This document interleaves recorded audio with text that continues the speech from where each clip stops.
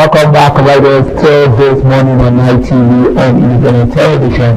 I'm booting into the level of good tomorrow. And from the Abuja networks today, we shall be taking a look at the recent events unraveling across the country, from the comfort of a nursing case to one issue and to EFCC raiding ambassadors like the Abeokuta.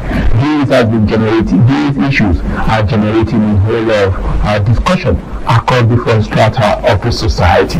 Joining me this morning to take a look at that and other sundry issues is no other person than Dr. Otunba Adejare Rewan Adegbero, who is a civil security expert and diplomat and also special ministry International Society of Diplomats. It's a pleasure to have you this morning. Good morning. Good morning.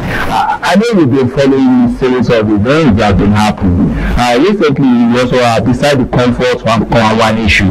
Another issue that cropped up is also the raiding of Obasanjo Library by staff of ERCC in the middle of the night.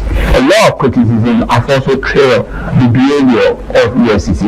This is not the first time they raid. There's nothing wrong in raiding a particular place, but in the middle of the night is questionable. What is your take on this?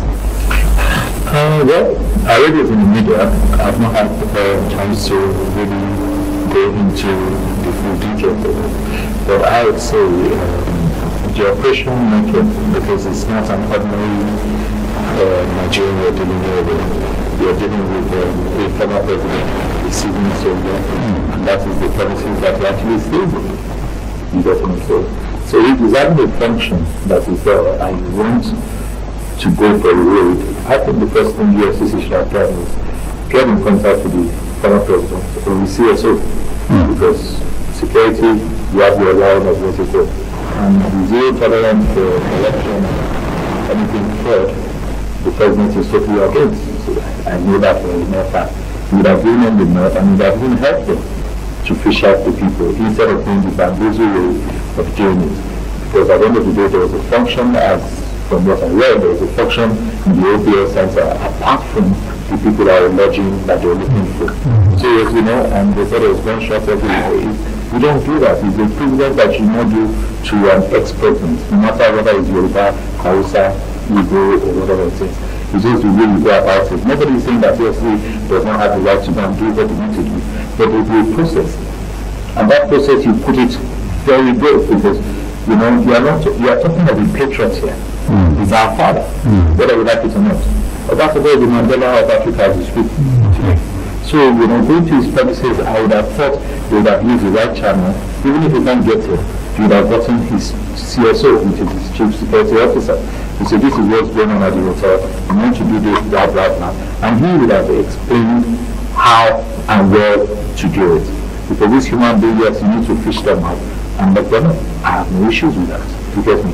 It's just the manner that was done and reported from what we saw online, as in the hospital. It's not the right way to shut them up. And also the mode and manner which apparatus of government you operate. The USCC is just one of the cases that we have all over the place. And so many people have also criticized some of the other arms of government in the way and manner, accusing them of double standard and so many other things. Recently, a former media aide to the president of the former president of Nigeria, talking about late President Muhammadu Buhari, has also accused President Bola Ahmed Tinubu of running Nigeria like a WhatsApp group.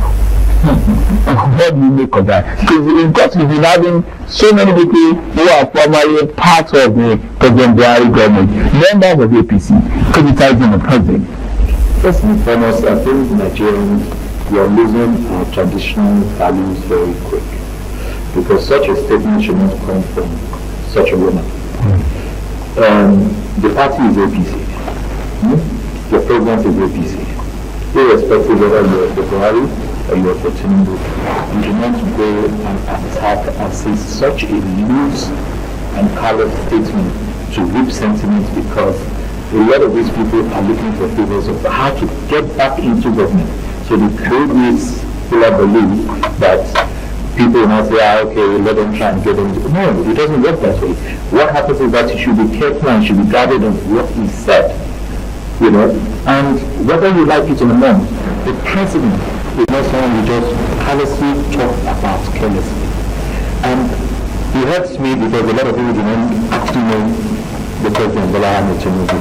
If you know him, you know he's a capacity builder. He's a people's person. You get what I'm saying? He's somebody that is so free-handed and he loves Nigeria. Whether we like it or not, you get me? He did it for Buhari. It's his time now. Let him do it. He's working. There's so many things that, we Nigerians have to stop. This program syndrome has to stop. We need to be patriots. You get what I'm saying? This is our country. We don't have any other country. You get what I'm saying? If you think they are popular, vote for the next election. If you said you voted for Tinubu, I don't like him today, so wait for 2027, go and test your popularity and put it. But don't speak from the outside and ex-government, and you now say that was a god. He's running the government through like the rest of it. That is such a confounding statement by such a person. Such a person I would not even want to speak about. The military energy is just one of the members of APC that have also criticized President Bola Ahmed Tinubu's policy. We've had the former governor for Osun State President, Rauf Aregbesola, who has also come out to criticize the president's policy. And so many other members, Awotinabeshin has also criticized. Nasir El-Rufai has also criticized. Does it not show that signify that there's a crack in APC? And this will be a problem going forward. In democracy, we are coming to see the good, the bad, the ugly. And that is what is playing out today. All the names that you mentioned is interesting. You look at Aregbesola. Life, he should give it to the president, because he made it. Without Tinubu, there is no Aregbesola. I'm a loyal person. Good for that, if I say I'm loyal to you, I will do it. The loyalty at the expense of the country? Not at the expense of what is the expense of what has the president really done? He left a decayed economy. He took bold steps that people could never take. And now people are suffering for the bold step. But let us look along the line. When you look along the line, you can see the green light that this man actually means well. We can't afford to go as business as usual. It's impossible. Nigeria will just disintegrate. Because we look at it now. Let me give you a typical example. Now, I'm sure when you get up, you want to go out, you are going to know your movement. A man has 5 cars and the 5 cars are on the road. I wasn't brought up that way. There was odd and even number, and you use one car, and the other car is for taking the children. Not that what's it called? Our spending habits. We need a total national reorientation. It's not about the president here. It's about all of us. We have to face the reality. And for Nigeria to move forward, all of us have to give the president the mandate of help, prayers, and everything. I don't believe in coming out to say this or that, because all of them have skeletons. The people you've called, they all have skeletons in their wardrobe that they have not performed, but nobody is talking about it. And I'm glad that the president is not even addressing them, because he's too old to even address them, and he's the president of Nigeria, and he's acting like the president of Nigeria. Because if it was some other person, like the people that you've mentioned, they would have gone into the media. That's why you see it. Anybody that goes to the media to talk bad about a president and a party they were part of and what they gained from, then you know that there's a big problem of them wanting to pull down Nigeria.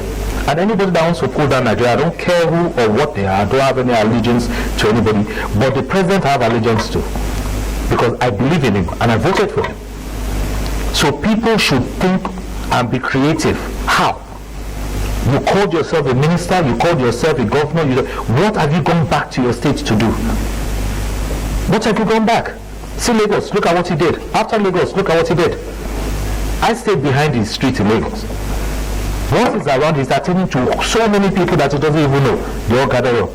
How many governors can say that they can go back to their city? Aregbesola is talking, and let him go to Osun and go and tell me what he has done to the people that is there. ERRING is there, let him go to Kaduna.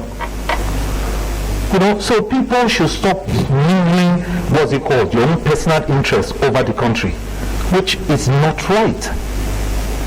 You talk about loyalty, you talk about people, but you also live in this country. You see the current economic situation. A lot of people are not happy. And you talk about the policy of government taking the bold steps. But for how long? It's over 2 years. People are still feeling the brunt of the economic policy on the president. You see, we Nigerians, we have to be very careful. Nigeria is not a quick fix. It's not changing of a tire. This is an engine problem. And when the president came, he saw a decayed engine. And for you to fix an engine, you know what it is. It's not something that you can easily say you will see the policy. In 2 years, minimum 8 years, we're looking at. I see it, everybody feels it, I feel it, my staff feels it, everybody feels it, but what I keep telling them is, let's keep praying that Nigeria gets better. And this is the time now that Nigerians should not be selfish and be talking from their house and not go and represent the country and make a positive impact. If you vote for an electrician, what do you think he will do when he gets into position? We have a lot of educated people in Nigeria. They should come out and start entering politics and start making impact and change instead of talking from all sides of their mouth from their bedroom. Criticism does not get anywhere. Solution is what we're looking for. We have bankers, we have engineers, we have doctors. All corners of whichever field, we have it in Nigeria. God has blessed us so well. But the thing is, I call it a God's problem. And that God's problem is that what's it called? A typical Nigerian doesn't understand the world because it's black. I've lived abroad. I've seen things work. I've lived in Nigeria. I'm Yoruba. I'm Shekiri. By the end of the day, when I was growing up, there was nothing like religion. There was nothing like where you came from. That's why my slogan is, I'm a Nigerian and my tribe comes second. That's why we need that national orientation to teach people that, no, don't do this. When you're growing up, can you go in front of your father and change the TV channel? No. When you're growing up, can you go to your father has friends, will you go into the sitting room? No. That is why you're seeing this crop of people, as far as I'm concerned, they lack morals. That they don't have any traditional values. Because if they have traditional values, criticism can be done directly. You say you are part of APC. You have a medium to meet the president or to reach out to the president. There's a vice president. Maybe the government is clear. That's why we are not. Well, you've hit the nail on the head. You get what I'm saying? Someone that's been excluded and feels bitter, what do you expect from the person? But this also brings us to a particular issue. The series of allegations leveled against the president by the organization. You also a seasoned diplomat. You serve this country so many capacity when it comes to the diplomatic level. And one of the legal issues also raised by the organization, Christian Water, is the failure of the president to also appoint ambassador diplomat that can also speak for the country across the land and breadth of the world, instead of going to St. Lucia. You haven't witnessed firsthand what a diplomat does for a country. You don't see anything wrong in what president has done by not appointing diplomats for this country. First and foremost, do you know what the role of a diplomat is? Please enlighten me. The role of a diplomat is somebody that represents the president in the country. Right now, we have a lot of ambassadors not put into place, not because the president wants it. We have crisis. Don't let us forget that. If you're going to send diplomats out, there must be money appropriated for that. You get me? So instead of you looking silly, isn't it better for you to put heads before you now go and put ambassadors? It's not small cost. The Ministry of Foreign Affairs lacks money because there is no money, and the money that is coming in is being shared across all parties, including the states and every single thing. So it is a policy that, career chancellors and all of them, they can stand in gap You get what I'm saying? And then again, the president also is scrutinizing who is going to represent Nigeria in such country, because they're representing him. If he doesn't feel comfortable with that, why would he choose an ambassador? It's a ceremonial role in politics. Then you have the career ambassadors. The career ambassadors will surely get what they need. But it's not something that we say, oh, this must be done right now. You get me? In the pecking orders, there's so much problems we're trying to solve before ambassadors. Okay, but in the light of this thing, because of the failure of appointment and diplomats, there have been recent statements made by the UK Conservative Party leader talking about Kevin Goodnock. That's been generating a whole lot of reaction. At a point in time, the Vice President had to react to some of the statements, asking her to change her name. But besides that, there has not been any categorical statement coming from the presidency condemning Kevin Goodnock's statement. How long can the country continue to keep quiet in the face of this? Because it's a bad image for the country. You see, who is causing the bad image? Kevin Goodnock should say, I'm either British or I'm Nigerian. She has dual nationality. You cannot use Nigerian as a scapegoat to get popularity in the UK for cheap.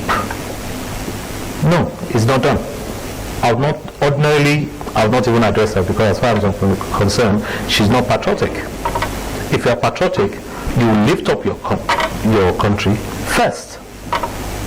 If you say you're Nigerian, now you're at a position that you're in the parliament. You have not renewed a passport since 2001 or so? So now she's doing it, and a Yoruba woman, I don't think she's Yoruba as far as I'm concerned. I don't think she's Yoruba, because she's Yoruba, she will know what the traditional role is. You get me? Politics is one side. There are ways that you do it. Don't put your country down in any other country. No matter how much you are British, whether you're born and you have dual nationality, Nigeria is still your home.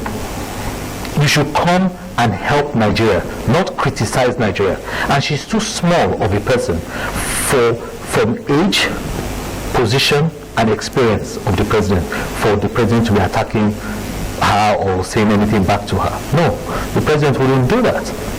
I would not let the president, if the president was to ask me, I'd say no, let other people do it. But you see, in Nigeria, they like bad news, and that is the pull-down syndrome that I've said. It's all within us. If the good news comes down, they say dollar to number has reduced dollar to what's it called, it becomes a champion. So we're supposed to condemn a statement. A statement? You have the ministry, the Minister of Information, you have his media aides, but then again, you don't know what the president has said that maybe ignore her. There's nothing they've not said about the president. We saw pre-election what he has been through, what they said, and what's it called. They say he will not make it, he made it. They say he will die, he did not die. They said all manners of anything, managing him. But guess what? He's still striving. So if the man is still striving, then God has a purpose for him to strive. Okay. But one of the accusations leveled against the president and the statement made by Kevin Goodnock is also the insecurity in the northern part of Nigeria that has not done anybody. You're also a security expert. How will we rate the president's performance in the last 2 years when it comes to security situation of the country? You see, if you're looking at security is something that is not something that is discussed on air. But there's a lot of things that needs to be done. There are people within and outside causing the security situation, which we are all aware of. Some people might not be aware of it, but I will not come on national TV and discuss our security situation. He's making drastic moves to make sure that he cleans up this thing. You get what I'm saying? It's not an easy task. You have the NSA, it's not an easy task for you too. Because at the end of the day, the people that are sponsoring this and doing all these things, we know them. The NSA knows them in due time and is dealing with them. And that is where you see the NSA using diplomacy and the president using diplomacy. Because if you touch a particular section, the reaction you get, you might not like it. So in the same time as security, as bad it says, he's trying his best. There's no government that has come in that there was no security challenges. But it's the manner that you attack the security situation. And for you to attack the security situation, I've come here before and we've discussed it. For you to attack the security situation, a lot of things has to be put in check. Nigeria, as I said, is a very complex and not a quick fix. People that are going around doing these things, we know them and they know themselves. And one thing that I'll tell them is that just watch. It is not about them. You want to bring down the country, always believe in one thing. Whether it's God or whether it's Allah, we deal with them. And this, the security situation is also giving the opposition something to work on as we're looking towards the 2027. I know we've been following the coalition, talking about the EDC, and we are seeing they are doing a turn around the country. What you do to them in the light of what we're seeing? Who? The coalition, the EDC coalition. In democracy, is good for competition. So may the best man win. They say they can turn Nigeria around. Yeah. Let us see how they want to do that. But I'm telling them, the race they are all running, it is very healthy for democracy. There should be not only what did you call them again? ADC, there should be PGC, there should be what's called INEC should register as many people that want to come out. It will be very interesting to see. Because whether you like it or not, this is a man that fought the military government of Abacha. How many people ran away from Abacha? This is a man that lived in exile and was fighting for June 12, fighting for democracy of Nigeria. And yet, he's being criticized and not being applauded. If you look at the statements the First Lady said, God has blessed them so well, they are not coming here to look for money. And which is so true. He has done so many people, he has built so many people, it's unreal. I've not seen a president like him. The closest president that I'm close to, who's like a father to me, is General Obasanjo. Look at what he's doing. Tinubu, president, is an amazing father to the nation. I'm proud of him anywhere. I can say it anywhere. Because all the rest that are all talking, look at where they are coming from. What is their antecedents? What did they do for their states? What did they do as members of the House? What did they do as local government chairman? These are the things that we need to start questioning. And if we do not get ourselves together by putting the right people in the right place, then we do not have to say anything. Don't criticize a government if you are not going to, if you're going to sit down in your house and just be criticizing the government is bad, is bad, is bad, is bad. So what positive something are you saying? That's why the likes of Kemi Badot or whatever you want to call her, as far as I'm concerned, she doesn't exist to me in my head. Because, you know, if you're not patriotic to your country, that is the highest disrespect. And you're using Nigeria as a leverage to be popular in the UK. She can never become the PM. I'll tell you that for free. Okay, you can't tell me that. I can tell you that for free. UK, what did I mean that? Well, popularity is on the rise in UK right there. And I think she's getting that.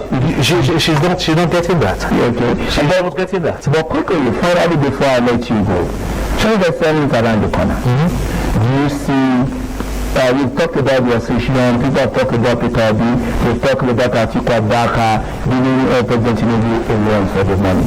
Do you see President Tinubu emerging in 2027 once he becomes president of this country? I would like to use this parting word. There's no vacant space in Villa. Interesting, right there. We've been talking with Otunba Adejare, Diwan Adebere, a civil security expert and diplomat that's money, talking about a whole lot of issues, security situation of the country, and the recent statement that was a former media aide to the late President Muhammadu Buhari.